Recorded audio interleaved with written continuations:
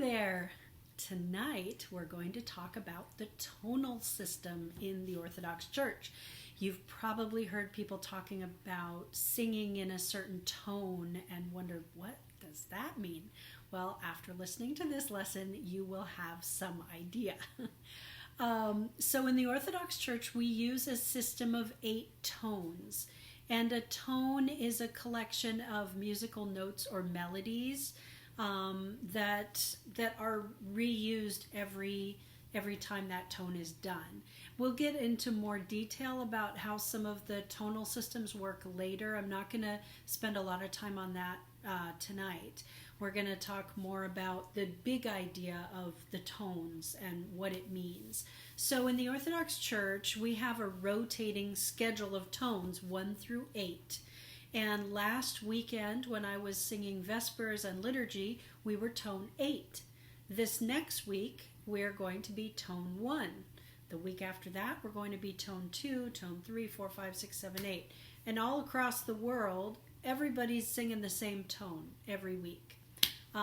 Whether you're in Russia, Moldavia, Eritrea, or Milwaukee, you're going to be singing the same tone. That doesn't mean everyone sings the same music, and we will get on to that question in a little bit. But what is a tone, and where does this idea come from? Well, we can trace the history of the tonal system back to ancient Greece, and that's an entirely different and fascinating topic, which we're not going to cover in this talk tonight. But it is clear that our tonal system and different branches of it originate in ancient cultures, even pre-Christian cultures. However, for our practical purposes, probably the earliest Orthodox chant system that we can easily and readily identify is the Byzantine chant system that comes out of Byzantium, or modern-day Istanbul. So back in the day, this was part of what we would identify as Greece back then, and it's on the Mediterranean Sea, a really important culture that gave us a lot of substance when it comes to talking about the tonal systems. So one way that we can think about understanding the tonal system is by talking about Gregorian chant. Gregorian chant is a Western form of chant that is most associated with medieval times, so quite a bit later than the beginning of Byzantine chant. However, most Westerners have some idea of what Gregorian chant is. You've probably heard it in maybe a Catholic or Episcopalian or Anglican church, or a monastery group of monks or nuns that are singing Gregorian chant. It's this very pleasant, kind of free-flowing, peaceful-sounding music that was typically used in the early Catholic Church and kept even to modern days in some of their monasteries.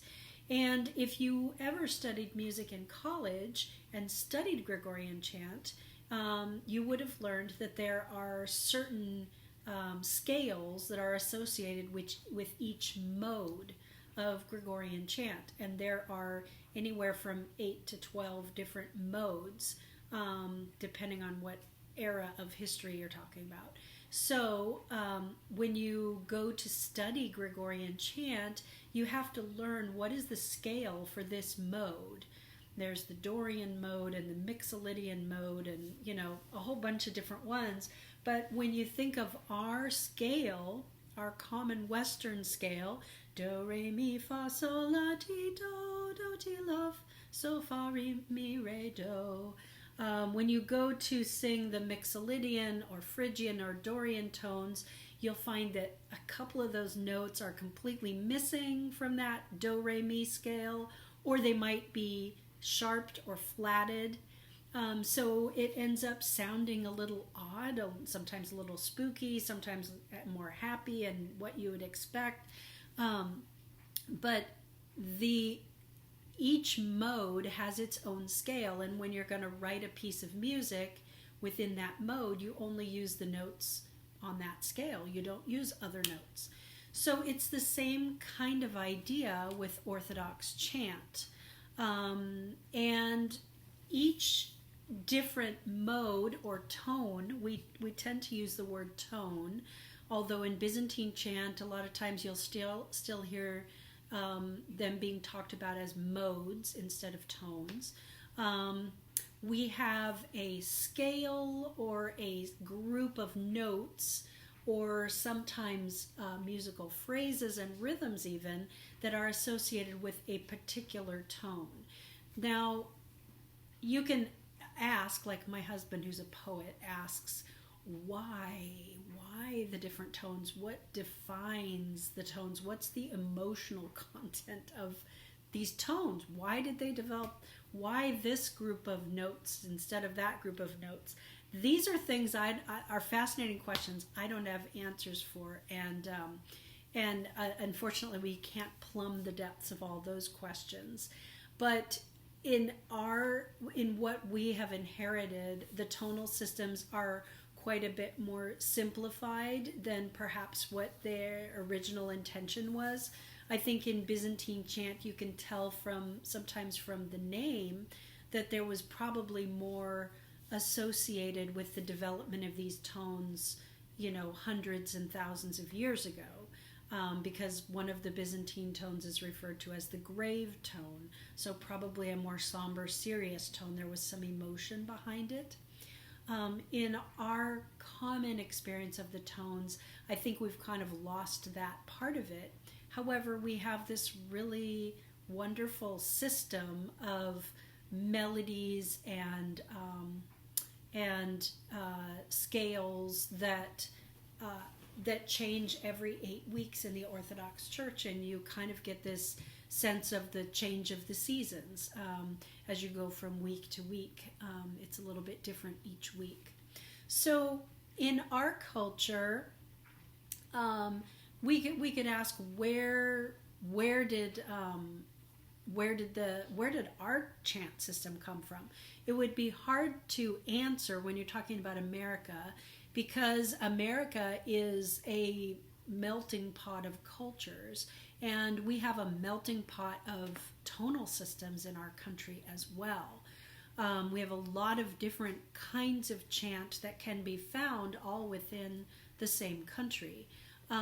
Over time, the chant systems have developed uniquely in each country that becomes Orthodox. So one way of thinking about it and kind of getting your mind around it is perhaps with a story. The story of Prince Vladimir. And most of you have probably heard this story before, but it's a great one for musicians. And the story goes that Prince Vladimir, around about the year 1000 or so, I think, sent a bunch of emissaries out to traverse the world and look into religion, because he just decided his people, his country, they needed more religion. And so he wanted to figure out which was the best religion. So people went to the east. They probably looked at Hinduism and Taoism and Buddhism and who knows what, all these different religions. They came around to the city of Byzantium, and which is modern day Istanbul in Turkey. And at that time, the Byzantine Empire had a very rich liturgical tradition, very mature and well developed. And so when the emissaries came to Byzantium, they had this amazing experience. And when they went back to Prince Vladimir, they said, well, this religion had this good thing about it, this one we liked because of that, but when we went to Byzantium, we couldn't tell whether we were in heaven or on earth. It was that much of an incredible experience. And so, of course, as we know from history, Prince Vladimir decided to have everybody become Orthodox. And so you have these incredible icons of the baptism of Rus, where you'll see like 1,000 little tiny figures, people painted on this giant icon, rivers, mountains, streams, fields, everybody's getting baptized. It's quite an amazing story, very romantic, but nevertheless, it was that experience of worship, which for sure had music at its heart, that experience of the liturgical arts, the beauty of the church and everything that went into it, and then the music, kind of that organism that beats like a heart throughout worship, was so impactful for these people, that it was no contest in their minds of which religion they wanted to bring home. And so, gosh, I don't remember why I got off onto that. Oh, now I remember the story. Okay, so what was going on in Byzantium then? Byzantine chant. And I'm thinking, as I'm telling this story, it was probably earlier than the year 1000. I probably got the year wrong for Prince Vladimir, but you all can look it up, figure out what year we're talking about. I didn't do that level of study before starting this talk. Anyway, they heard beautiful Byzantine chant. Byzantine chant has an eson, or a drone, that is always going on underneath it, and then this very pretty flowery line up above that is built to hold the words of the hymn. And this is a principle that you're going to hear me talk about multiple times throughout these talks. Orthodox music is built for the hymnography, not the other way around. We don't write our hymns to fit our music. We write our music to hold and present our hymns. The text that we are singing is more important than the music. Okay? That's a good nugget, and we'll come back to it again and again. But it's something I want you to hang on to. So, we have this drone, this ison, I-S-O-N is the Greek term for it. You've got this ison, and then you have this really flowery, beautiful melody above that's holding your hymnography.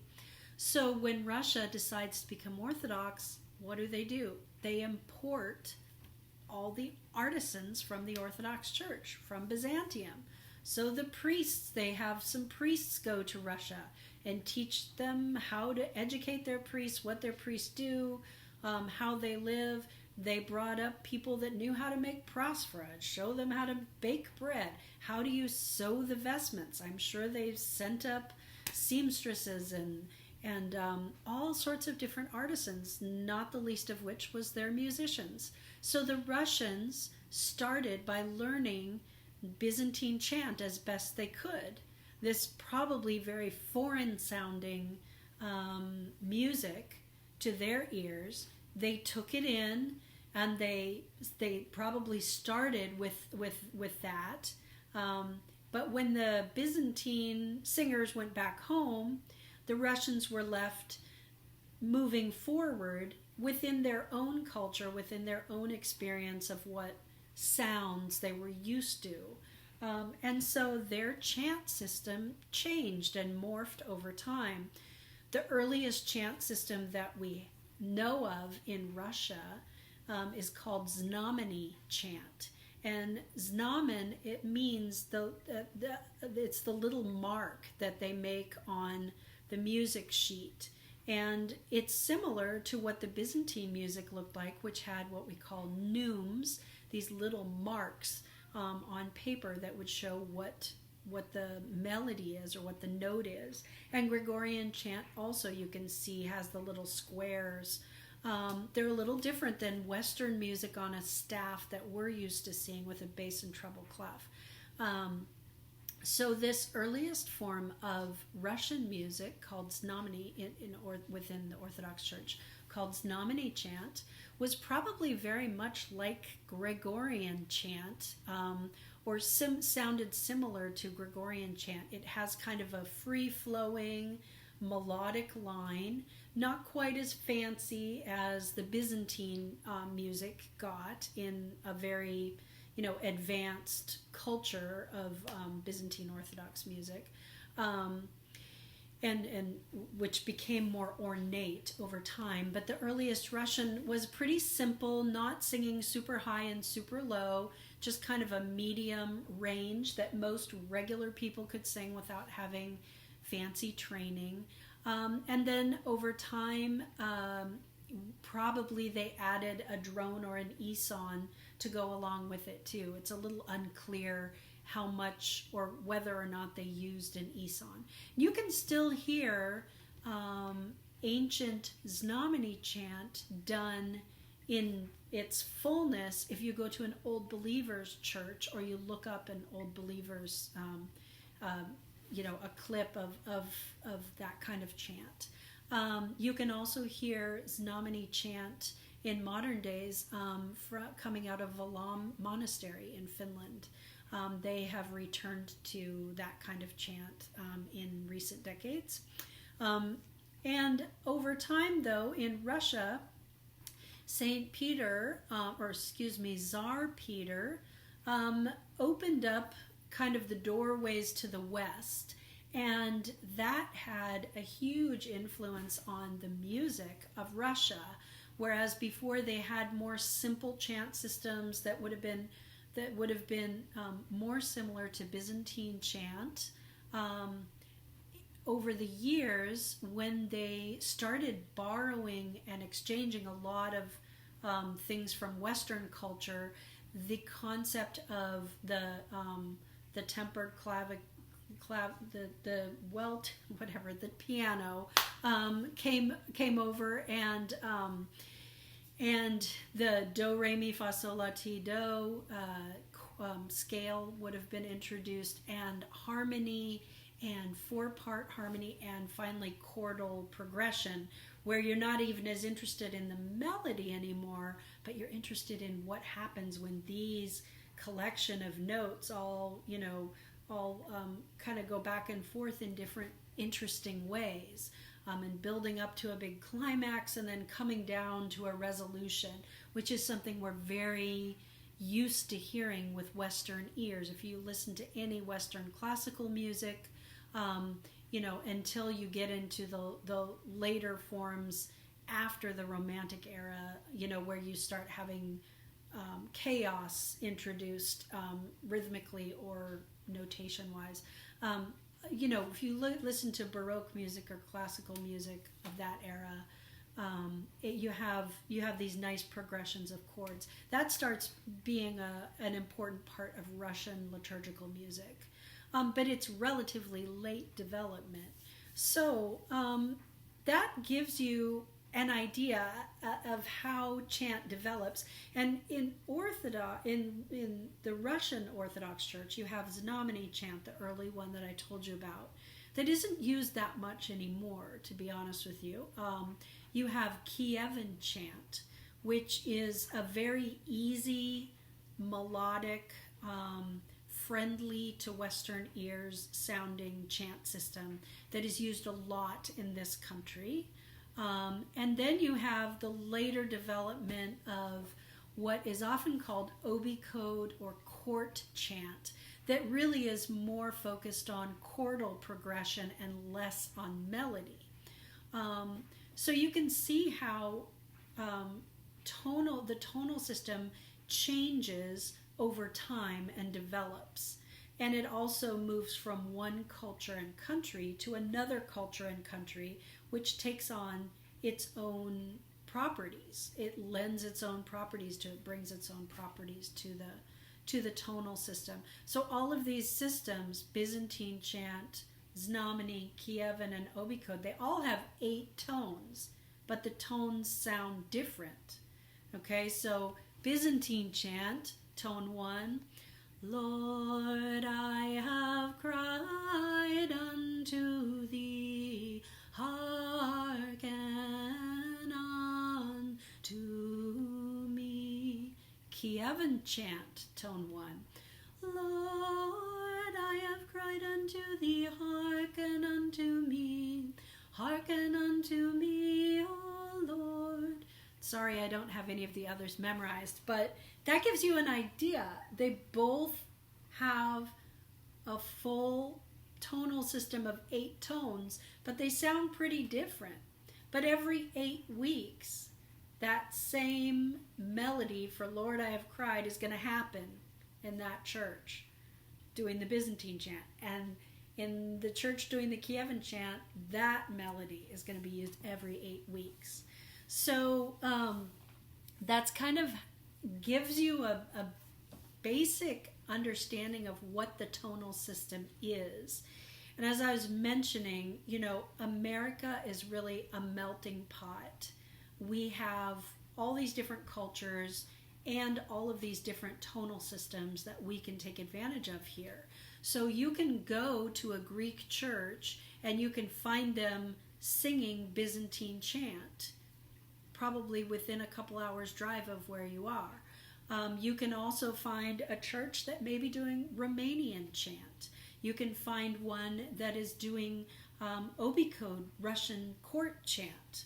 You can probably find one that's doing Kievan chant, where I go. That's what we do, Kievan chant. So you can find all different chant systems, and you can find churches that are doing one cohesive chant system. You can also find a lot of churches, mine included, this is my personal preference, and it reflects all the different parishes that I've been in. You can find a lot of churches that are a microcosm of that melting pot, where we will use some Kievan chant, some Obikode chant, some Byzantine chant, some Gregorian chant, whatever catches my fancy, or whatever someone in the parish comes to me and says, I love this piece, could you please do it? It reminds me of my grandmother, or where I came from.